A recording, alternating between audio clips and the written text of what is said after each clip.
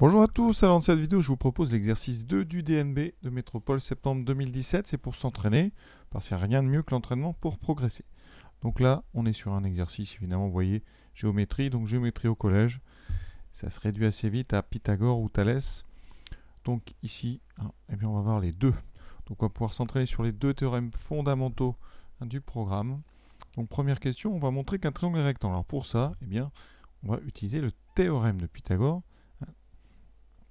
Théorème de Pythagore, mais par sa réciproque. Alors attention, le théorème de Pythagore, c'est le point de départ, c'est un triangle rectangle. Donc vous avez un triangle rectangle, et donc vous avez droit à une égalité sur les carrés des côtés, alors que ici, on veut montrer qu'il est rectangle, donc on va utiliser la réciproque. C'est-à-dire que si on a l'égalité des carrés, alors le triangle sera rectangle. Donc, on regarde le texte, alors on nous parle du AFG. Donc, dans le triangle AFG, qu'est-ce qu'on a? Alors le triangle AFG, on va quand même le regarder ici. Donc vous voyez, il est ici. Donc vous avez AG qui vaut 4 cm, AF 5 et GF 3 cm. Donc ici, on note ça, AG égale 4, AF égale 5 et donc GF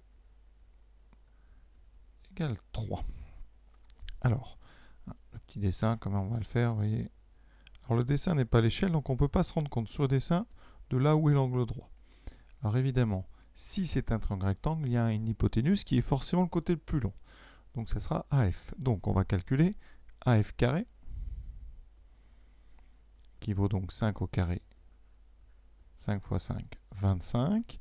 Ensuite, on calcule AG carré plus GF carré, c'est-à-dire la somme des carrés des deux autres côtés. AG carré, donc ça fait 4 au carré plus 3 au carré. Donc ça fera 4 fois 4, 16, plus 3 fois 3, 9. Et ça donne 25. Et là, vous voyez, on a égalité. Donc on a AF carré qui est égal à AG carré plus GF carré. Et là, on rédige d'après la réciproque du théorème de Pythagore, donc la réciproque du théorème de Pythagore,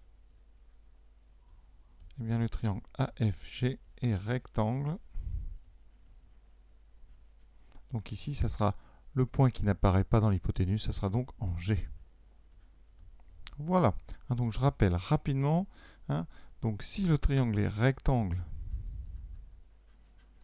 alors on a une égalité ici que j'écrirai AF carré égale AG carré plus GF carré. Ça c'est le théorème de Pythagore. Et si vous l'utilisez dans l'autre sens, c'est-à-dire que si vous montrez qu'on a bien l'égalité des carrés, alors la conclusion, ça sera qu'il est rectangle. Ça s'appelle ceci la réciproque. D'accord? Donc à ne pas confondre aussi avec la contraposée qui est un autre théorème qui nous dit que si la différence des carrés, enfin si les carrés ici ne sont pas comme ça, alors le triangle n'est pas rectangle. Donc nous ici c'est vraiment la réciproque, on montre qu'un triangle est rectangle avec la réciproque du théorème de Pythagore. Deuxième question, on nous parle d'un segment de longueur AD ici, on va essayer de situer tout ça sur le dessin. Alors vous voyez AD, qu'est-ce qui nous manque? AD il est donc ici. Donc on a une partie de AD, on a la longueur AF. On sait que, alors c'est donné, D, F, A et B, tout ça, tous les points sont alignés ici sur ce segment DB. Ensuite, les points aussi C, A, G, E sont aussi alignés. On a deux parallèles. Ça, on va voir si on peut s'en servir. On a DE qui est parallèle à FG. Alors évidemment, sur le dessin, c'est pas du tout ça, mais c'est un dessin qui n'est pas à l'échelle. Donc on va le refaire rapidement. Donc nous, on est dans quelle zone ici? On va travailler dans le grand triangle. Ici, donc A, DE. Et on vous dit que FG est parallèle à DE. Donc moi, sur mon dessin, je vais quand même faire cette parallèle de façon plus évidente, qu'on la voit bien. Et on a F ici et G. Alors qu'est-ce qu'on connaît comme longueur? AG, alors je vais mettre les longueurs en jaune. Donc AF c'est 5, AG c'est 4, GE 6,8. Ici on a un 3 et là on a un 8,1. Et on va vous demander la longueur AD. Alors comme les points sont alignés ici, eh bien on a AF plus FD qui est égal à AD. D'accord? Donc soit on trouve DF, soit on trouve directement AD, on verra un petit peu comment on va procéder. Alors évidemment avec ces parallèles, tout de suite, on est dans une configuration dite de Thalès. Vous avez deux triangles, un petit et un grand, avec deux parallèles. Alors le petit triangle, on va quand même les détailler. Ce petit triangle, c'est le triangle ici AFG. Voilà. Il est à l'intérieur d'un triangle plus grand, le triangle ADE. D'accord? Et puisque les droites sont parallèles, on a notre configuration de Thalès, c'est-à-dire que ce petit triangle, c'est le même que le grand ici, mais qui a été réduit. Donc on va avoir des rapports qui vont être égaux. Donc, alors ici, qu'est-ce qu'on va pouvoir dire? Eh bien, comme donc, le point F appartient au segment AD, ça garantit l'alignement des points et l'ordre. Ensuite, on sait que G appartient au segment AE.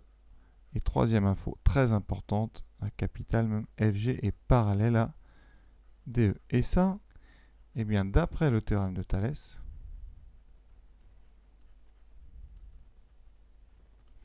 eh bien, ça va nous garantir des rapports égaux. Alors les rapports égaux, ce sont des rapports dans le petit triangle, et ça va être égaux au même rapport dans le grand triangle. Donc qu'est-ce qu'on va voir?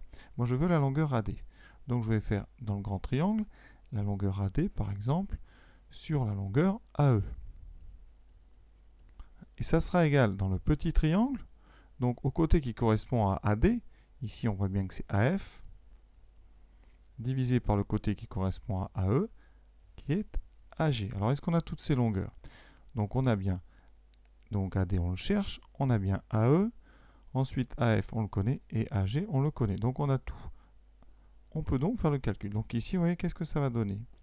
Alors AD c'est notre inconnu, divisé par AE. Alors il y a une petite addition à faire, 4 plus 6,8, donc 10,8. Ça va être égal à AF, donc 5, sur AG, qui vaut 4. Et donc, eh bien, un petit produit en croix.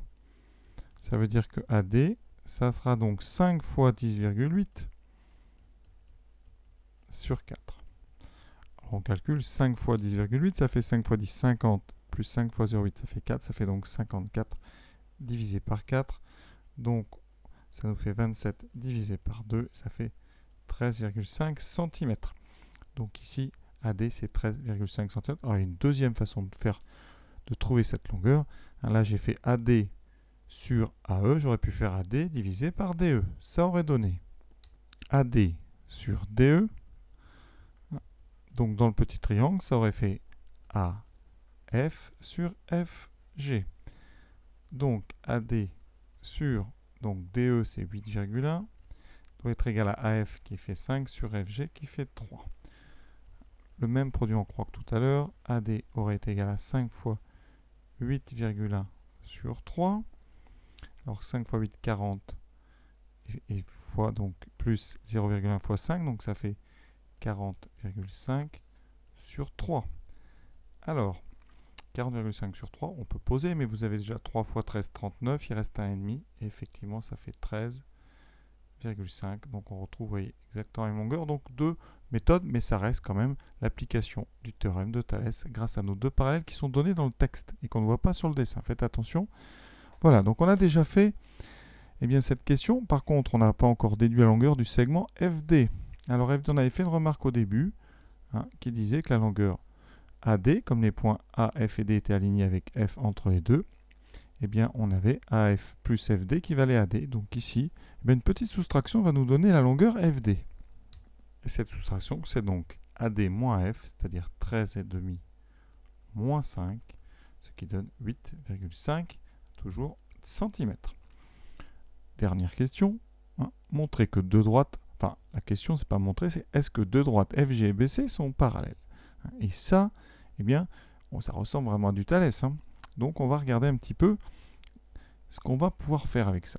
Donc sur le dessin tout de suite, on va quand même indiquer, alors FG, elle est par ici, bon, évidemment ce dessin il n'est pas valable. Sur le dessin par contre, vous voyez, c'est peut-être un piège, les droites ont été représentées parallèles. Donc ça vraiment méfiez-vous, parce que rappelez-vous, un DE était censé être parallèle à FG. Donc celle-là n'étant pas parallèle, alors qu'elles le sont en vrai, les deux autres n'ont pas de raison d'être plus parallèles que ça. Donc on va essayer tout ça.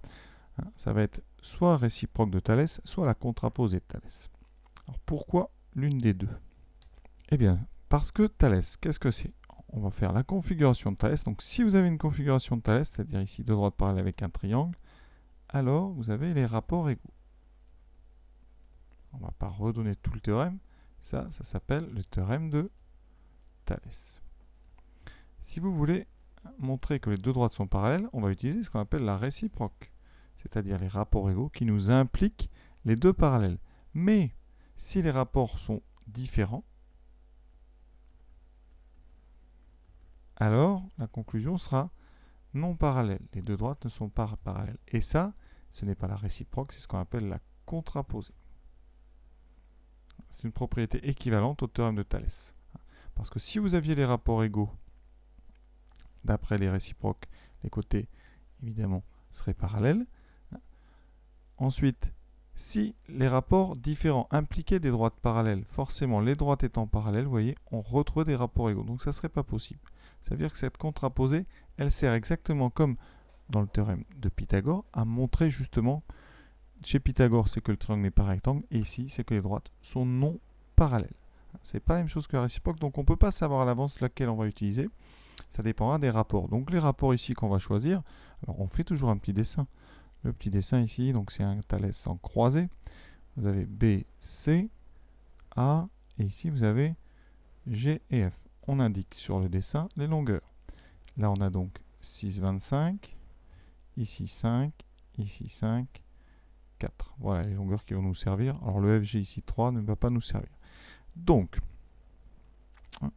alors vous avez deux triangles, il ne va pas falloir se tromper. Il y en a un que je vais faire en orange, voilà, et l'autre je le laisse en blanc. Alors, donc il faut bien comprendre qu'on va calculer des rapports de longueur dans le triangle orange et on va les comparer au même rapport, au rapport correspondant dans le triangle blanc. Ça veut dire qu'ici, dans le triangle orange, je vais par exemple considérer AG sur AF. Et je vais faire le calcul, ça me fait donc 4 divisé par 5. Donc ça fait 0,8. Et je vais faire le même rapport dans le triangle blanc, avec les côtés correspondants. Donc dans le triangle blanc, le côté qui correspond à AG, c'est AC. Et le côté qui correspond à AF, c'est AB. Donc on fait AC sur AB. Ça donne AC, donc 5 sur AB, c'est donc 6,25. Oui, j'ai eu un petit trou là 2 secondes à cause des deux côtés qui mesuraient 5. Et on calcule ce rapport. Est-ce que ça fait 0,8 ou pas?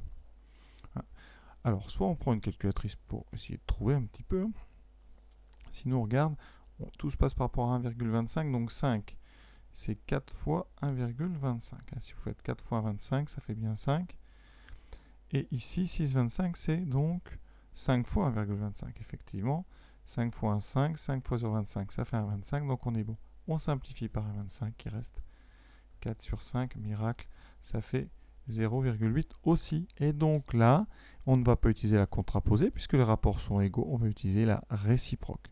Et là, elle va nous garantir que les deux côtés, FG et CB, enfin les deux droites, sont parallèles. Et donc on rédigera en précisant que A appartient au segment FB, ça veut dire que F, A et B sont alignés dans cet ordre. A appartient au segment GC, donc G, A et C sont alignés dans cet ordre. Et les rapports qu'on a calculés ici sont égaux à 0,4, je vous rappelle. À 4 cinquièmes, c'est 0,8. Et donc, d'après la réciproque du théorème de Thalès, eh bien, les deux côtés FG et CB sont portés par des droites parallèles. Voilà donc notre justification. Alors, voilà, j'espère que ça vous a plu. Pensez-y, important pour le lycée, mais ça reste quand même, on va retravailler ça en seconde, c'est vraiment faire la différence entre les réciproques et les théorèmes. Voilà, à très bientôt.